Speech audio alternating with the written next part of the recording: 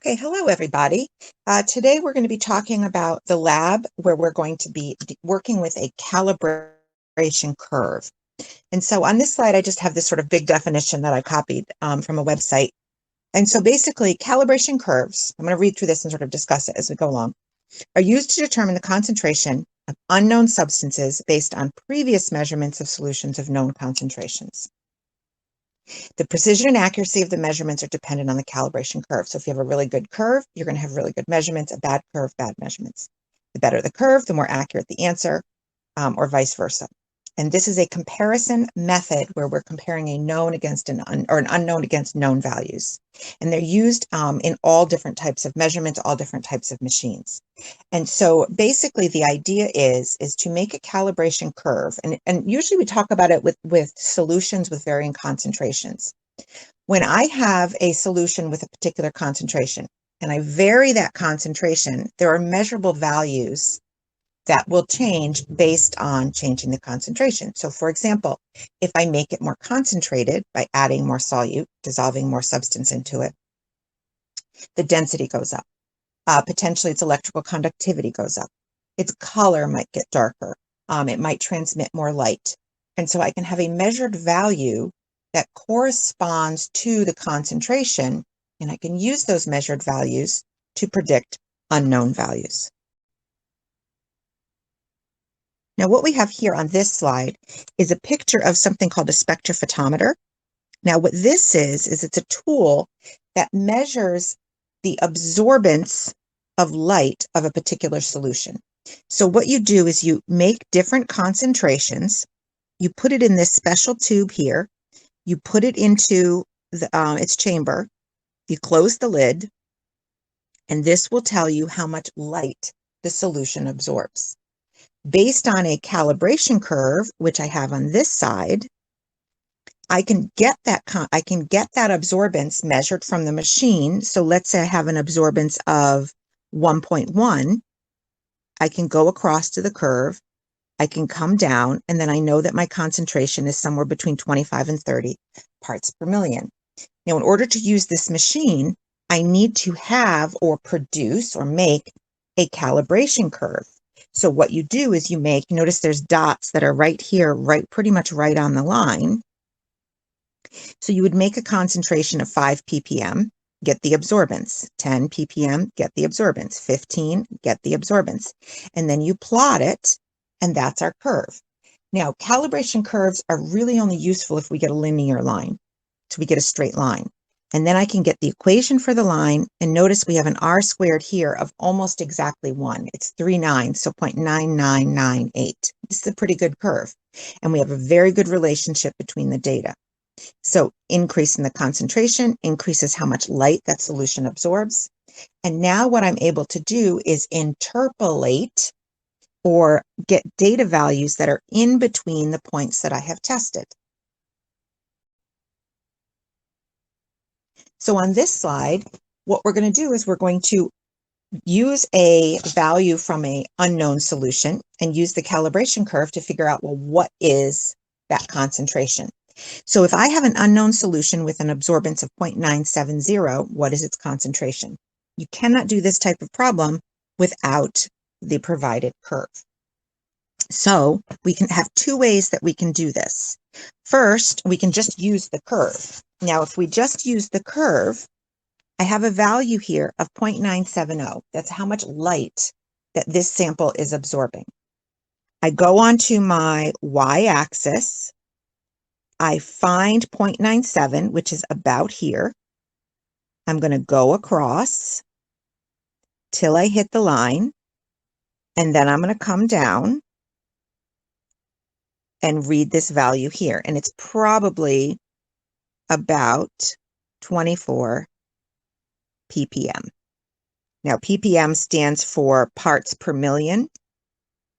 So if I have a million, if I have a million total parts, only 24 of those are what we are looking for in this particular solution. Now, this is one way, and this is not necessarily the best way because on this lab, you are going to be graded on your percent error. You're going to be graded on whether or not you are within, for level 2 and 3, whether or not you're within 5% of the value. And for 1 in honors, whether you're within 2% of the value. And so the other way to do this is to use the formula that I have here. So y equals 0.0192x plus 0.5397. This value here is the y value. I put that into my formula, I solve for x, and that's going to give me a much better value with better significant figures for my value for the concentration. So it's going to be 0.970, which I'm plugging in for the y, 0.0192x plus 0.5397. And to solve for this, and I'm doing this because I'm showing the algebra because this is for all levels. So I need to subtract 0.5397 from both sides. And I get 0.4303.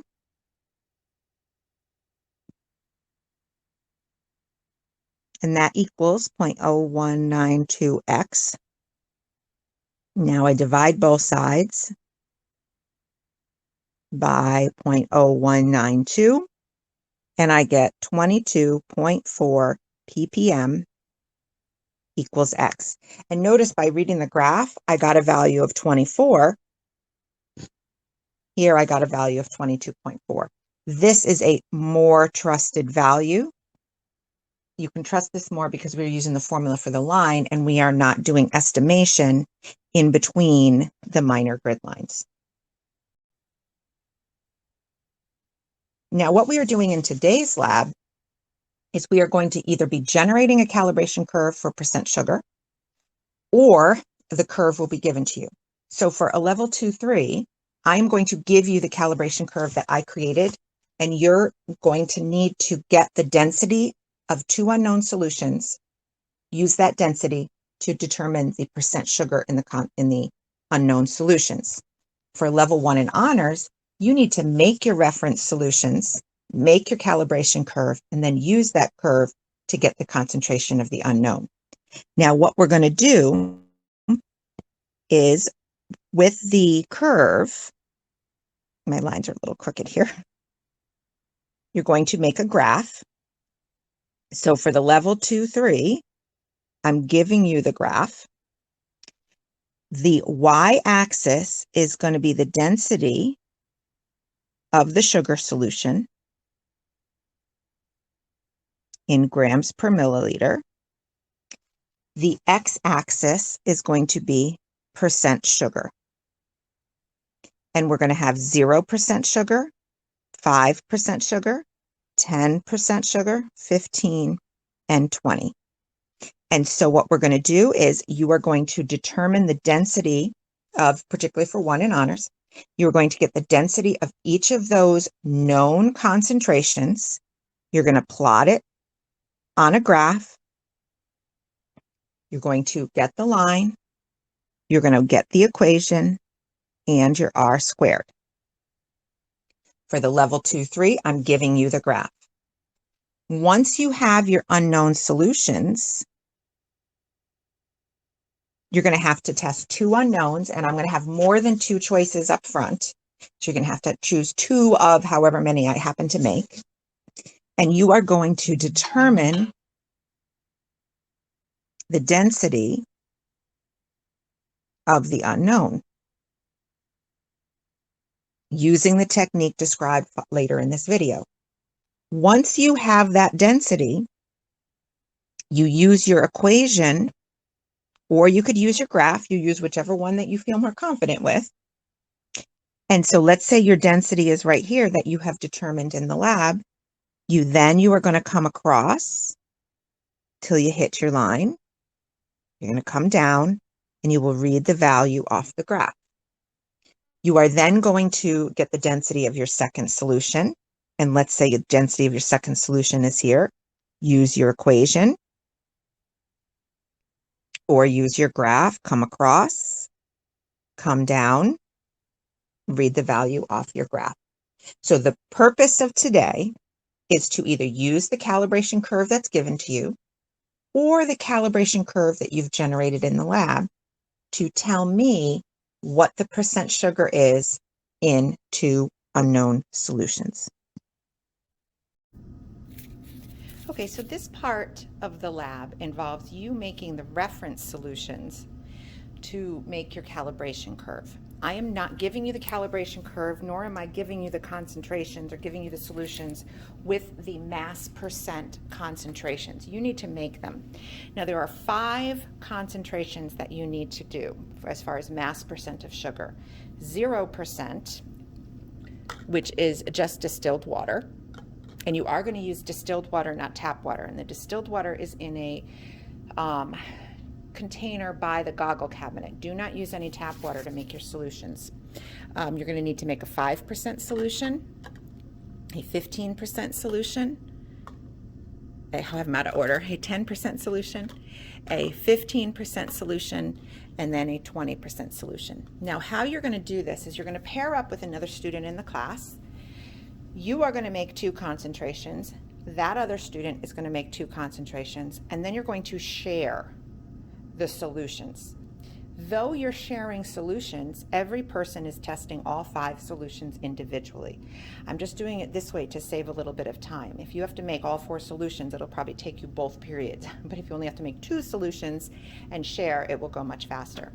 Now, as I go through this, I do recommend you take down notes because I am not giving you written instructions for this lab. These instructions are the only instructions you're going to get. So I'm going to show you how to make a solution with a certain mass percent. Now, there are 2 ways to do it. I'm going to show you both ways. Both have their advantages and disadvantages. Okay. Now, like I said, the 0% solution, you basically just go to the container of distilled water, get your water, you're done. There's nothing you need to make. I'll make the 10% solution for you. Okay. Now, up here, I have the amounts that you're going to need to use. Now, you need to make enough for 2 people to work with this solution. So you want about 200 grams total, and that should be enough for each of you to do 3 trials.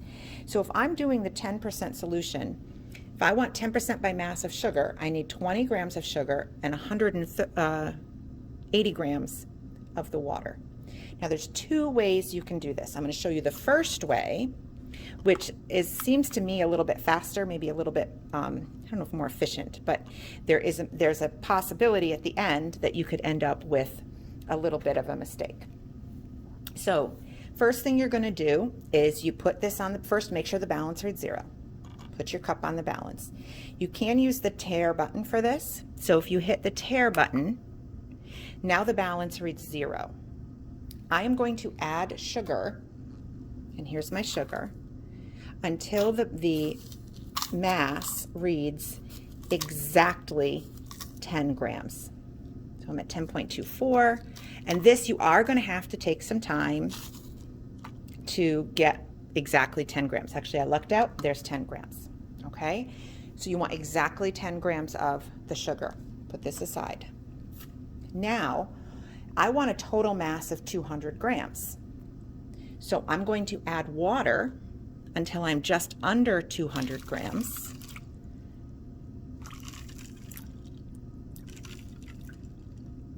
So I've gotten real close. Let's see.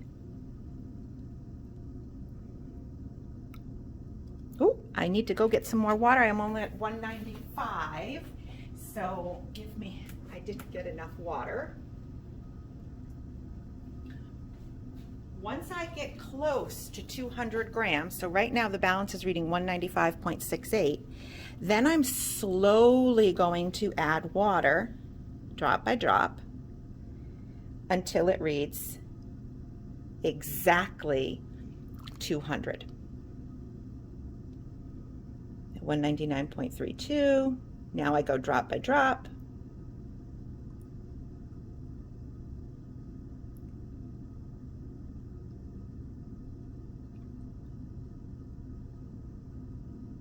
Okay, and I just showed, this is the error, the problem with this. I just overshot it.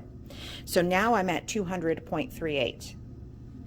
If you overshoot it, you cannot take water out. You cannot do like this and take the water out because it's not pure water now. It's now a solution. So now what you're going to need to do is you're going to note that final mass. So I had an initial mass of 10 grams. The final mass is 200.34. Multiply by 100, and then I can get the percent of that solution. So the problem with doing it this way is that if you overshoot, you have to do a little bit of math and you do not have exactly 10%. Okay, but this way works. You can certainly do it this way. Another way to do this is we take a weighing dish. So I'm going to put this on the balance and I'm going to hit tare. I'm going to get my sugar. I'm going to add in until I have exactly 10 grams.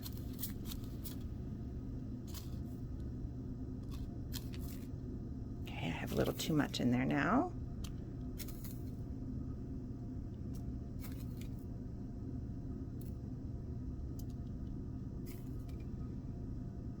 This does get tedious, putting it in and out. Okay, 10.03.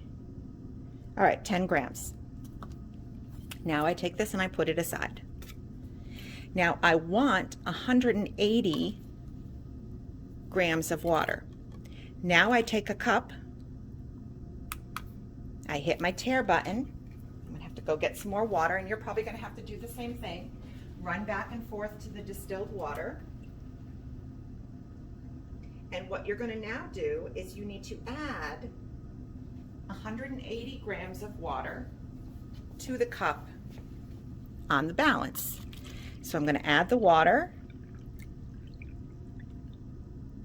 until, oh, I overshot it. But see, this is why it's good to do it this way. We want 180 grams of water.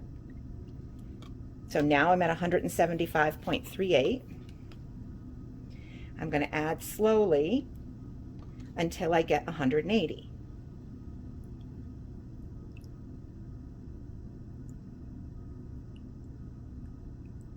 The nice thing about doing it this way, you see how I just overshot it by a little bit?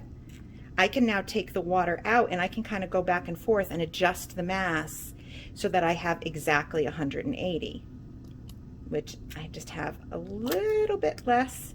And you're gonna, you might spend, it's gonna be a little bit of time kind of going back and forth, and you might not be able to get exactly 180. You might have like 180.03, and then you have to maybe do a little math. But there you go, we have 180. Okay, now all I have to do,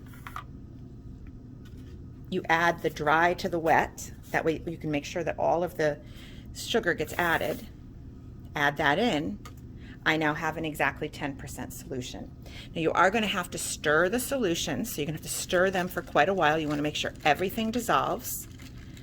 Once it's all dissolved, you have your 10% solution. You have it labeled. You put it aside. You make the next solution. So you choose which way you want to do it.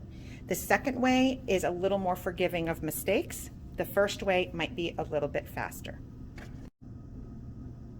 Okay, for this part of the lab, I have the equipment set up. This is the second part. Now, if you are level 2-3, you didn't do the first part. I provided you with the calibration curve. If you are level 1 and honors, you now have made your reference solutions and you are now ready to determine the density using what is called a pipette. Now, this is a pipette. This is something called a volumetric pipette. Now, there are two classes of glassware. One type of glassware is a to contain type of glassware, and one is a to deliver type of glassware. A graduated cylinder is a to contain. When I measure out a 25 ml sample of water or something into this graduated cylinder, it contains 25 milliliters. Then when I pour it out, it doesn't necessarily deliver 25 mils because there's some liquid left behind. This is designed to deliver a set amount of liquid, and this particular one, because it's a volumetric, it only can ever deliver 25 milliliters. Now I'm going to show you how to use this, and so again, You should be taking notes because I'm not giving you written instructions. This is the instructions that I'm giving you right here verbally. Now, the equipment that you're going to use, we have our pipette. This is a pipette filler, and I'm going to show you how to use it. You're going to have the solution that you're going to test, whether it's your reference solution or the unknown solutions. You're going to have a balance, and you're going to have a cup. You're going to have something to contain the liquid to deliver into. And then you're going to have your spot where you can write your data down. Okay? Now let me talk a little bit about the pipette. This is the tip end. That's the end where the liquid comes out. Okay?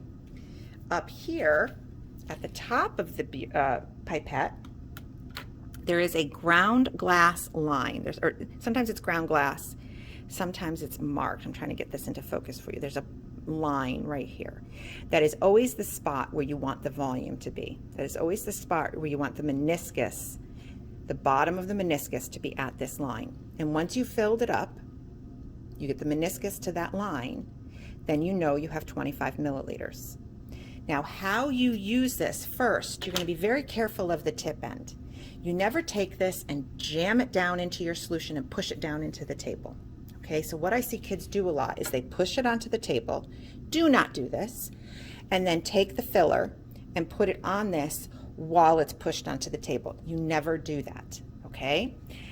Also, when you go to put the filler on, it goes on the flat end, not on the pointed end, okay? And you don't hold it way down here and put the filler on up here, because what happens is it acts as like a lever and it can snap in your hand. You always want to hold the pipette as close to the top as possible, and then you put the filler on it. So you put the filler on, do not jam it on, just push it on so that it's snug, okay? When you have it on there, this part right here should be all the way down. Now we have a lever that you're going to turn down. This is going to rise, and as this rises, it is going to pull the liquid up into the pipette. So, or the burette, excuse me. No, pipette, I'm sorry. Boy, end of the day. So you put it into the solution. Let me see if I can turn this up a little bit and maybe move it back. Okay, so while it's in the solution, you are going to dial this slowly up, okay? And as it dials up, if you look down here, the liquid starts to come up. Now this filler is designed for a 25 ml pipette. So you should be able to fill this with one application of the filler on the tip of the pipette, and the liquid starts to come up. Now these are meant to have a good seal so that you can really kind of dial in the volume, but it doesn't really get a good seal. So what's going to happen is you are going to allow the liquid to come up above the line. The line is right here, okay? Never have the liquid go up above into the filler. You then are going to very quickly pull the filler off and put your thumb on it and pull it out of the liquid. So you see how my thumb is on there? Okay. Whoops, sorry. Then what you're going to do is you're going to hold it over whatever it is you're trying to, hold it over your source, hold it over your sample. And this takes a little bit of practice. I'm trying to hold it so that we can focus and see the line. Where's my camera? It's kind of hard to get the focus. You're going to gently lift your finger, and do you see how that liquid is slowly coming down? You're going to lift it so that that meniscus drops, and then you're going to push your thumb down to stop it when the meniscus is at, oh, I had it clear for just a second. Oh gosh, it's because it's, I think, see-through, okay? Once you have it at that point, you now have 25 milliliters in this pipette. You are then ready to deliver into your cup. So what you're going to do is you're going to turn your balance on, you're going to put the cup on, and you're going to read the mass of the cup. So I have 8.90. Do not hit the 0 button, Okay, just leave it as is because we'll subtract this out. Then you're going to hold this over the cup and just lift your finger off, and you're going to let it gravity drain. Now, as it's draining, obviously the mass is going to increase, but what's happening, you are delivering exactly 25 milliliters. So at the point in the lab where you have to get the density, we're getting the mass right here with the balance. The volume is always 25 milliliters, okay? And so when you divide to get your density, it's going to be the mass that you calculate by subtracting out the cup divided by 25 milliliters. Now, one thing I want to note, after it gravity drains, you see that there's a little bit of liquid in that tip? Leave it there, okay? And the reason why you leave it there is this is designed to deliver that volume with that little bit in the tip. All right, then I record my mass. It's going to be 33.79. And I write it down. The difference of these two is trial 1. I'm going to do this 3 times, or 2 more times total. So now I'm going to put this back into my sample. I'm going to put the filler back on, holding it up close to the top. Put it on. And then I'm going to slowly dial up the plunger. Now, one thing to note, if as you're pulling the liquid up, let's say I pull it out of the water. Oh, I get a big air bubble in there. That's really bad. You don't want any air bubbles. So what you're going to have to do is dial it down and force drain it into the sink so you can start over, okay? Then we dial it back up, but do not take it out of the liquid, otherwise you get air bubbles. That's very bad, okay? So I'm going to dial it up again. I'll show you how to move the thumb one more time.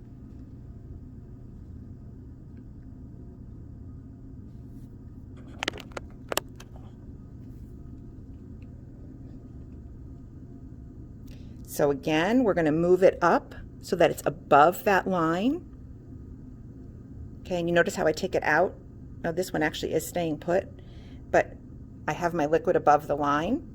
If there's a good seal, you'll be able to dial it directly with the filler. If not, you do have to take it off and use your thumb. So I'm going to take it off and use my thumb. And then I am going to let the liquid, while holding it over the cup, let the liquid drain out. So I went way too fast with that. And to the bottom of the meniscus, and I'm pretty much right there, till the bottom of that meniscus is even with this line, okay? Then I come back over here. I do not have to re-zero the balance. I just add it and record whatever mass it is for my second trial. So each of these we're consistently delivering 25 milliliters. Now before you actually start doing masses, you might want to practice a little bit with just plain water. Practice with water, practice with the tap water.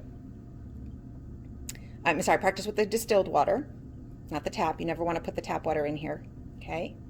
And then what we're going to do, once it's done draining, do not blow that last little bit out, leave it in there, and just record what it is, 58.68. Difference between these two is trial 2. Now for level 1 in honors, if you are doing the calibration curve, always start with lowest concentration and work your way up. So you're going to do 0% first, then 5, then 10, then 15, then 20. Okay? If you are doing just the unknowns, level 3 and level 2, you may just start with the Pipette, just with whatever solution you have. Okay? Now, one thing to note, notice I put it here and I kept my hand on it. This is round, it will roll. Okay? So if I put it on the counter and I put it right here near the edge, let me move this back. If I put it right here near the edge, it potentially can roll off if you don't put anything in front of it. Ideally, you always want to put it perpendicular to the counter, so if it rolls, it doesn't roll off the counter. And then just put something next to it so that it can't go anywhere and it can't roll. Now, when you are done collecting your data, so we're going to do 3 trials with each of the reference solutions and with each of the unknowns, you have to clean out your pipette, and you have to clean it very well because the sugar is very, very sticky. And if you don't clean it, you're going to ruin the pipette. So I'm going to show you what to do when you are done.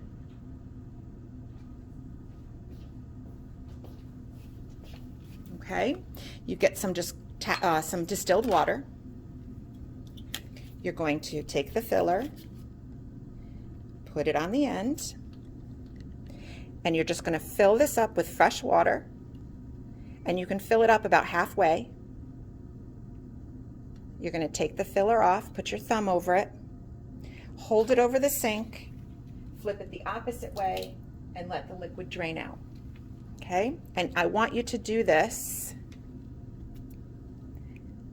5 times. Okay, and I know this seems like a lot, but I want you to do it 5 times because then we know we've got it pretty much clean. Okay, then we dump it.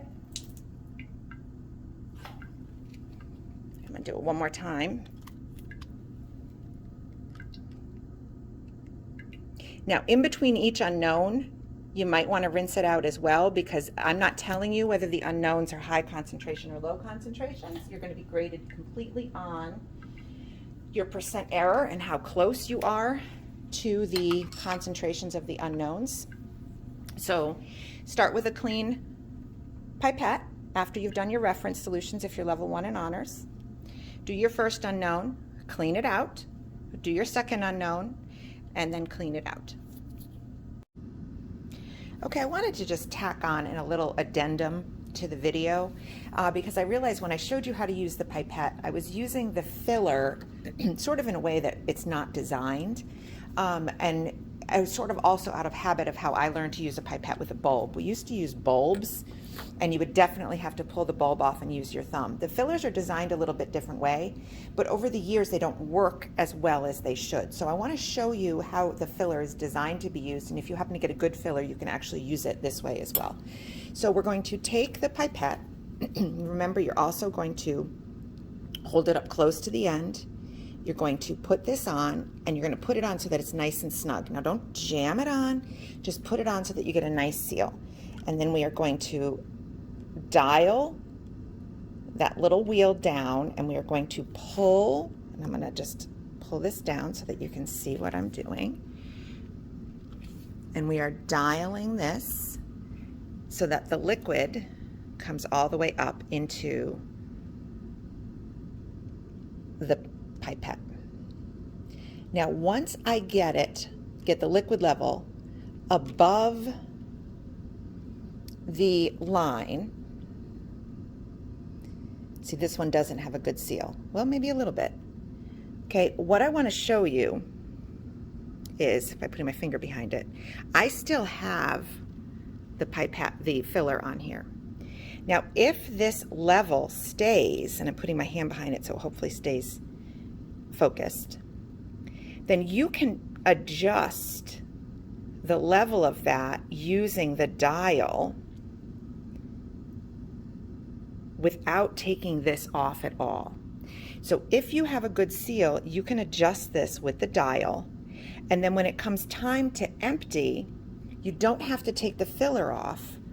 All you have to do is push this in, which puts air into the pipette, which allows it to drain.